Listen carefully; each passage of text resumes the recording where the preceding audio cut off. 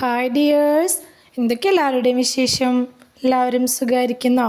അപ്പോൾ ഇന്ന് ഞാൻ ഷെയർ ചെയ്യുന്നത് ഒരു അടിപൊളി ടേസ്റ്റിലുള്ള കിഡിലനായിട്ടാണ് ഷെയർ ചെയ്യുന്നത്. കുട്ടികൾക്കും മുതിർന്നവർക്കൊക്കെ ഒരുപോലെ ഇഷ്ടപ്പെടുന്ന ഒരു അടിപൊളി ഈവനിങ് സ്നാക്കിൻ്റെ റെസിപ്പിയാണ് ഷെയർ ചെയ്യുന്നത്.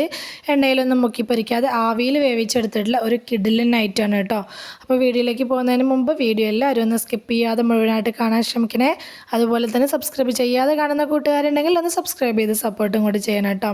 വീഡിയോയ്ക്ക് ഒരു ലൈക്ക് തരാൻ മറന്നു പോകല്ലേ. അപ്പോൾ നമുക്കിത് എങ്ങനെ ഉണ്ടാക്കുന്നത് നോക്കിയാലോ.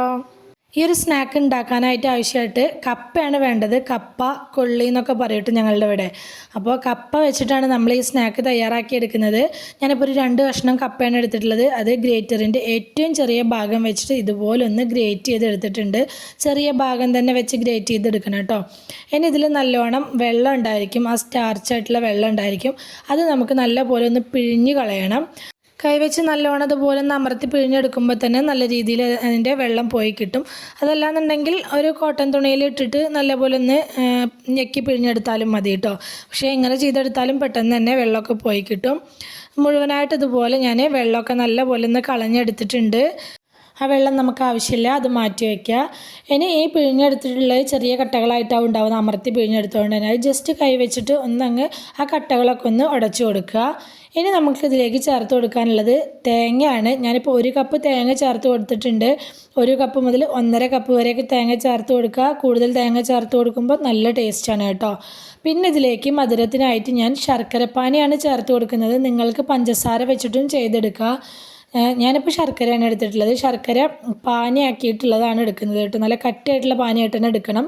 ഒരുപാട് ലൂസായിട്ടുള്ള പാനിയായിട്ട് എടുക്കരുത്. പാനിയായിട്ട് ചേർക്കുക എന്നുണ്ടെങ്കിൽ, അല്ലാന്നുണ്ടെങ്കിൽ ശർക്കരപ്പൊടി ഉണ്ടെങ്കിൽ അത് ചേർത്ത് കൊടുത്താലും മതി കേട്ടോ. ശർക്കരപ്പാനി ഞാൻ ചൂടാറിയ ശേഷമാണ് കേട്ടോ ചേർത്ത് കൊടുത്തിട്ടുള്ളത്. ഇനി മധുരത്തിൻ്റെ അളവ് ഞാൻ പറയുന്നില്ല. മധുരം നിങ്ങളുടെ ഒരു അളവിനനുസരിച്ച് എത്രത്തോളം വേണം നോക്കിയിട്ട് അതിനനുസരിച്ച് ചേർത്ത് കൊടുക്കുക. ഒരുപാട് ലൂസായിട്ടുള്ള ശർക്കരപ്പാനി ചേർത്ത് കൊടുത്തിട്ടുണ്ടെങ്കിൽ ഇത് ഒരുപാട് ലൂസായി പോവും. അങ്ങനെ ഉണ്ടാവാൻ പാടില്ല. അപ്പോൾ കട്ടിയായിട്ടുള്ള ശർക്കരപ്പാനി തന്നെ ചേർത്ത് കൊടുക്കണം കേട്ടോ. ഇനി ഇതെല്ലാം കൂടെ കൈവച്ച് നന്നായിട്ടൊന്ന് മിക്സാക്കി യോജിപ്പിച്ചെടുക്കണം. ഇത് മൂന്നും കൂടെ തേങ്ങയും കപ്പയും ശർക്കരയും നല്ലപോലെ ഒന്ന് യോജിച്ച് കിട്ടുന്ന വിധത്തിൽ നന്നായിട്ട് തന്നെ മിക്സാക്കി എടുക്കുക. ഇനി ഇതിനൊരു യോജിപ്പ് ഉണ്ടാവാനും വേണ്ടിയിട്ട് ഇതിലേക്ക് ഞാൻ കുറച്ച് ഗോതമ്പ് പൊടിയാണ് ചേർത്ത് കൊടുക്കുന്നത്. ഒരുപാട് ഗോതമ്പ് പൊടി ചേർത്ത് കൊടുക്കണ്ട. ആദ്യം ഞാനൊരു 2 ടേബിൾ സ്പൂൺ ഗോതമ്പ് പൊടി ചേർത്ത് കൊടുത്തിട്ട് ഒന്നും കൂടി കൈവച്ചൊന്ന് മിക്സാക്കി എടുക്കുകയാണ്. അപ്പോൾ ഇത് പോരാന്ന് തോന്നിയതുകൊണ്ട് ഞാൻ 1.5 ടേബിൾ സ്പൂൺ ഗോതമ്പ് പൊടി കൂടി ചേർത്ത് കൊടുത്തിട്ടുണ്ട് കേട്ടോ. അപ്പോൾ അത്രയും മതിയാവും. ഗോതമ്പ് പൊടിയുടെ ടേസ്റ്റ് മുന്നിട്ട് നിൽക്കരുത്. ഈ കപ്പയുടെ ടേസ്റ്റ് ആയിരിക്കണം നമുക്ക് മുന്നിട്ട് നിൽക്കേണ്ടത് കേട്ടോ. അതിൻ്റെ ആ ഒരു നല്ല ടേസ്റ്റാണ് നമുക്ക് കിട്ടേണ്ടത്. ഈ സമയത്ത് ഇതിലേക്ക് ഏലക്കായപ്പൊടി ചേർത്ത് കൊടുക്കണം എന്നുള്ളവർക്ക് ചേർത്ത് കൊടുക്കാം. ഞാനിപ്പോൾ ചേർത്തിട്ടില്ല. ആ കപ്പയുടെ അതേ ടേസ്റ്റ് തന്നെ കിട്ടാനും വേണ്ടിയിട്ടാണ് കേട്ടോ. നല്ല പോലെ ഒന്ന് മിക്സാക്കി യോജിപ്പിച്ചെടുക്കുക. നമുക്കിത് മിക്സാക്കുന്ന സമയത്ത് മനസ്സിലാവും കേട്ടോ. അത് കൈവച്ച് ഇങ്ങനെ മിക്സാക്കി ഒന്ന് ഉരുട്ടുന്ന സമയത്ത് ഇങ്ങനെ ചെറുതായിട്ട് ഇങ്ങനെ ഷേപ്പ് ചെയ്യാനൊക്കെ പറ്റുന്നൊരു പരുവം, ആ ഒരു പരുവത്തിനാണ് നമുക്കിത് കുഴച്ചെടുക്കേണ്ടത്. കണ്ടോ, ഈ ഒരു പരുവത്തിൽ മതി. ഒരുപാട് ടൈറ്റാക്കി എടുക്കരുത്. അങ്ങനെ ഉണ്ടാക്കിയെടുക്കുമ്പോൾ നമ്മുടെ അട ഭയങ്കര ഹാർഡായിട്ടുണ്ടാവും കേട്ടോ. ഇനിയൊന്നുമില്ല, ഇതുപോലെ കുറച്ച് വാഴയില എടുക്കുക. ഞാനിപ്പോൾ വാഴയിൽ ജസ്റ്റ് ഒന്ന് വാട്ടി എടുത്തിട്ടുണ്ട്. കുറച്ച് ഓയിലും കൂടി ആക്കി കൊടുത്തിട്ടുണ്ട് കേട്ടോ. പെട്ടെന്ന് പൊട്ടിപ്പോവാതിരിക്കാനും വേണ്ടിയിട്ട് ഒന്ന് വാട്ടിയെടുത്തത്. ഇനി നമ്മൾ ഉണ്ടാക്കി വെച്ചിട്ടുള്ള ഈ കപ്പയുടെയും തേങ്ങയുടെ ഒക്കെ കൂട്ട് ഇതുപോലെ വാഴയിലേക്ക് വെച്ച് കൊടുക്കുക. പ്രത്യേകിച്ച് ഇതിന് ഷേപ്പും കാര്യങ്ങളൊന്നുമില്ല. നമുക്കിഷ്ടമുള്ള ഷേപ്പിൽ ഇത് എങ്ങനെയാണോ എളുപ്പത്തിൽ മടക്കിയെടുക്കാൻ നമുക്ക് പറ്റിയ ആ ഒരു രീതിയിൽ നമുക്കിത് മടക്കിയെടുക്കുക. ഇതിന് പ്രത്യേകിച്ച് ഷേപ്പൊന്നുമില്ല. നമുക്ക് അടയുടെ ഷേപ്പിൽ വേണമെന്നുണ്ടെങ്കിൽ ആ ഒരു ഷേപ്പിലും ആക്കിയെടുക്കാം. ഞാനിപ്പോൾ ഇങ്ങനെ ഒരു ഷേപ്പിലാക്കി എടുത്തിട്ടുണ്ട്. ഇനിയിപ്പോൾ ഇങ്ങനെയല്ല വേറൊരു ഷേപ്പിൽ ആക്കിയെടുക്കണം എന്നുള്ളവർക്ക് നിങ്ങൾക്ക് എന്താണോ എളുപ്പം അത് ആ ഒരു രീതിയിൽ ചെയ്തെടുക്കാം കേട്ടോ. ഞാനിപ്പോൾ ഇതുപോലെ ചെയ്തിട്ടുണ്ട്. പിന്നെ ഏറ്റവും എളുപ്പത്തിൽ ചെയ്യാൻ പറ്റിയിട്ടുള്ളത് ഇതുപോലെ വാഴയിൽ വെച്ചിട്ട് നീളനെ കുറച്ച് കൂട്ട് വെച്ച് കൊടുക്കുക. കപ്പയുടെ കൂട്ട് വെച്ച് കൊടുക്കുക. നീളനെ വെച്ച് കൊടുത്തിട്ട് ഒന്ന് ജസ്റ്റ് ഒന്ന് കൈ വെച്ചിട്ട് ഒന്നങ്ങ് ലെവൽ ചെയ്ത് കൊടുത്ത ശേഷം ഒന്നങ്ങ് മടക്കിയെടുക്കുക. ഇത്രയേ ഉള്ളൂ. ഇതാണ് ഏറ്റവും എളുപ്പമുള്ള രീതി കേട്ടോ. ഇങ്ങനെ ചെയ്തെടുത്താലും മതി. ഷേപ്പ് എങ്ങനെയായാലും കുഴപ്പമൊന്നുമില്ല. ഇതപ്പോൾ ഞാൻ മുഴുവനായിട്ട് ഇവിടെ വാഴയിലയിലൊന്ന് പൊതിഞ്ഞെടുത്തിട്ടുണ്ട്. ഇനി നമുക്കിത് ആവിയായിട്ട് വേവിക്കാൻ വെക്കാം. അപ്പോൾ ഇഡ്ഡലി ചെമ്പിൽ വെള്ളം വെച്ച് കൊടുത്തിട്ടുണ്ട്. വെള്ളം നല്ലപോലെ തിളച്ച് വരുമ്പോൾ നമ്മൾ പൊതിഞ്ഞെടുത്ത് വെച്ചിട്ടുള്ള ഈ അട മുഴുവനായിട്ട് ഇതിലേക്ക് വെച്ച് കൊടുക്കുന്നുണ്ട്. ഒറ്റ ട്രിപ്പ് വെച്ച് കൊടുക്കാനുള്ളത് തന്നെയാണ് ഉണ്ടായിരുന്നുള്ളൂ. അതുകൊണ്ട് ഒറ്റ ട്രിപ്പിൽ തന്നെ വെച്ച് കൊടുത്തിട്ടുണ്ട്.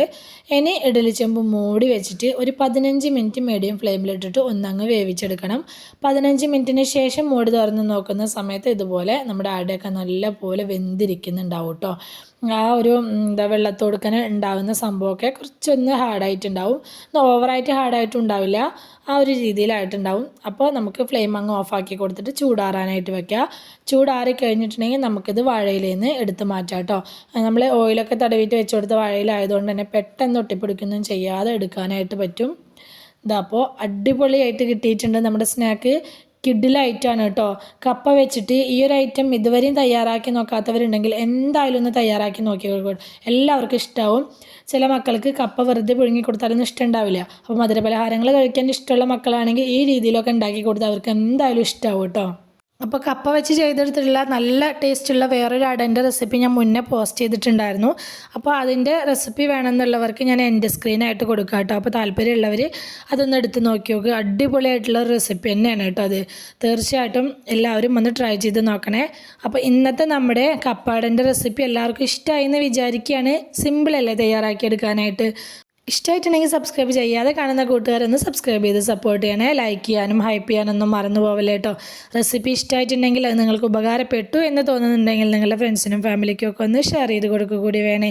ഇതുവരെ കൂടെ നിന്ന് സപ്പോർട്ട് ചെയ്തിട്ടുള്ള എൻ്റെ എല്ലാ മുത്തുമണികൾക്കും ഒരുപാട് നന്ദി. എന്നാൽ ശരി, സിമ്പിൾ ആൻഡ് ടേസ്റ്റി റെസിപ്പിയുമായി ഞാൻ വീണ്ടും വരാം. ബൈ.